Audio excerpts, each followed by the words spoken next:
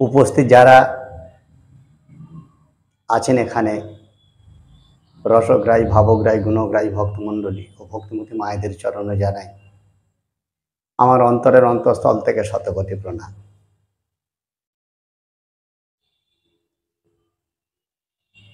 আজকের আমার আলোচ্য বিষয় হচ্ছে হিন্দু ধর্ম শেষ হতে চলেছে হিন্দুদের জন্য। হিন্দু ধর্ম শেষ হতে চলেছে হিন্দুদের জন্য। যদি বলেন কেন? কোনো একজন হিন্দু যদি বলেছে জয় শ্রীরাম,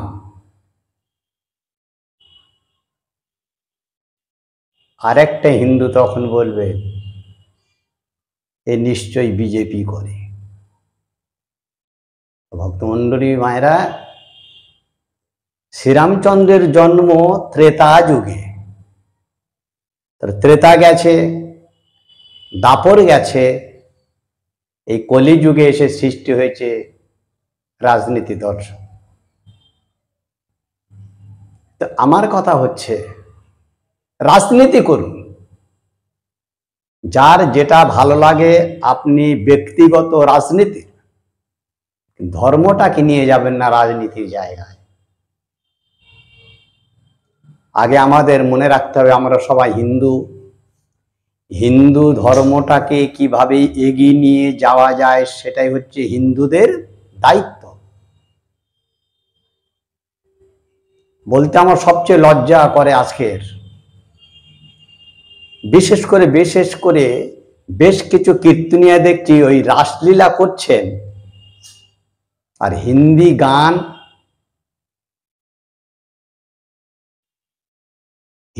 গানে গানে ভরিয়ে দিয়ে হরিবাসর থেকে আর হরিবাসর রাখছে না, যেন একটা অর্কেস্ট্রা শুরু হয়ে গেছে। আরো কিছু কীর্তনিয়া তাদের আবার বিশেষ দ্রষ্টব্যে কার্ডে লেখা আছে, দেখবেন ডাবরের উপরে থালা, থালার উপরে গ্লাস, তার উপরে নাচা হয় 64টা, হয়তো কেউ বলছে ডাবর, কেউ বলছে 50টা। আমি সেই সব কীর্তনিয়াদের বলছি, আমি কীর্তনিয়া কৃষ্ণকালী সরকার, যদি কোনো কীর্তনে এইরকম দেখাতে পারে ভগবান কৃষ্ণ বা রাধারানী রাসলীলাতে এরকম ডাবরের উপরে থালা দিয়ে, থালার উপরে গ্লাস দিয়ে, তার উপরে থালা দিয়ে এই যে নেচেছেন, আমি তার বাড়িতে সারা জীবন চাকর খাটবো, আর আমার তরফ থেকে 1 লক্ষ টাকা তাকে পুরস্কার করব। ছি, লজ্জা করে না? এসব কোথায় পেয়েছেন? আর যারা নিয়ে যাচ্ছেন তাদেরকে অনুরোধ করব, যারা এই সব কীর্তনিয়াদি নিয়ে যাচ্ছেন তাদেরকে অনুরোধ করব, হরিবাসরটাকে বাইজিখানা করে তুলবেন না। নাচলেই যদি ভগবানকে পাওয়া যায়, তাহলে তো বোম্বের সুধা চন্দন তো সবচেয়ে এখন শ্রেষ্ঠ নৃত্যপটীয়সী। যারা সিরিয়াল দেখেন, নাগিন সিরিয়ালে যে নায়িকা, নাচতে হবে এমন ভাবে, গাইতে হবে এমন ভাবে, ভাব আনতে হবে এমন ভাবে। না গৌরহরি কি নাচতেন না? সেটা কেমন নাচ? গৌরহরি যে নাচতেন সেটা কেমন নাচ? ভাবে বিভোর হয়ে নাচতেন। কোথায় গেল সেই নাচ? কোথায় গেল? যে হরি নামকে প্রচার করবার জন্য নিতাই চাঁদের মাথা ফেটে গেল, জগাই বাধায় মাথা ফাটিয়ে দিলেন, সেই হরি নামের আজ অবস্থা কি? খুব দুঃখের বিষয়, খুব কষ্ট হয়। হরিবাসর গুলোর আজকের কি অবস্থা! এইভাবে হরিবাসর গুলোকে আপনারা বাইজিখানা করে তুলবেন না। আমার মনে পড়ে যাচ্ছে এখনকার এই কীর্তনের বাসরগুলো দেখে, হরিবাসরগুলো থেকে মনে পড়ে যাচ্ছে আগেকার দিনে সেই রাজাদের কথা। আগেকার দিনে রাজারা তার রাজবাড়ির পাশে বাইজি রাখতেন, আর সন্ধ্যাবেলা সেখানে মজলিস করতেন সব লোকজনদের নিয়ে। আর আজকের আমরা দেখছি সেই রকম আজকের কি হতে চলেছে হরিবাসরগুলো। পূজার কথা ভাবুন, আমাদের পূজার কথা ভাবুন। এই যে দুর্গা পূজা আসছে, এই যে মা দুর্গা, দুর্গা কেন বলা হলো মাকে? রুরু দৈত্যের পুত্র দুর্গমাসুরকে বধ করেছিলেন বলেই মা দুর্গা। চন্ডমুণ্ডকে বধ করেছিলেন বলে মা চামুন্ডা। কবিন্দাসুরকে বধ করেছিলেন বলে জগদ্ধাত্রী। গন্ধাসুরকে বধ করেছিলেন বলে গন্ধেশ্বরী। মহিষাসুরকে বধ করেছিলেন বলে তিনি মহিষমর্দিনী, মহিষাসুর মর্দিনী তাকে বলা হচ্ছে। আজকে দেখুন সব দিকে দিকে প্যান্ডেলে মা আসছে, আর আমরা কি করছি হিন্দুরা? কিছু মনে করবেন না, তবে সবাইকে বলছি না, যারা এইসব করছেন তাদেরকে বলছি, পূজার খরচটা কম রেখে দিয়ে বিসর্জনের জন্য আমরা তৈরি হয়ে থাকি। কবে বিসর্জন হবে, কবে কবে বিসর্জন হবে, শুধু বিসর্জনের জন্য তাকিতে কখন ওই মদ খেয়ে নাচানাচি করবো, বাজি বাজনা করব। এটা কি আমাদের লজ্জা না? হিন্দুদের লজ্জা, হিন্দু ধর্মের লজ্জা। সেই জন্য তো হিন্দু ধর্ম শেষ হচ্ছে হিন্দুদের জন্য। বিশেষ করে আমি কিছু বলতে চাই না, যারা আমিষ ভোজী তাদের কথা বাদ দিন, যারা নিরামিষ খাচ্ছেন, যারা বৈষ্ণব বৈষ্ণব বলে বাহবা দিচ্ছেন, আমি বৈষ্ণব আমি বৈষ্ণব, শুধু বলছে আমি বৈষ্ণব তোমরা বৈষ্ণব, অবৈষ্ণবের মুখে হরি কথা শোনা মহাপাপ।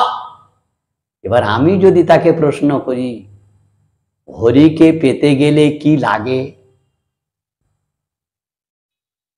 আপনারা বলবেন কি লাগে? আবার ভক্তি লাগে। এবার আমি বলবো সেই ভক্তির জন্ম কেমন করে হলো? ভক্তমন্ডলী ভক্তিমতী মানে এই প্রশ্ন করেছিলেন কে?